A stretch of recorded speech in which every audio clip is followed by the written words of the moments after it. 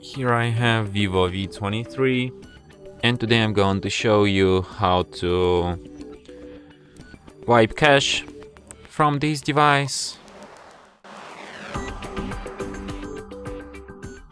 So to do this, firstly let's turn our device off by holding down power key, and after device turns off completely, hold down combination of keys power key plus volume up.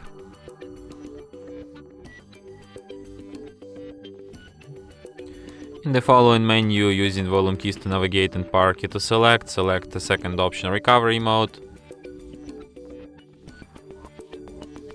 Here at recovery mode, select an option clear data, then select clear cache, tap OK, and after cache data wipe completes, select an option return, and then restart.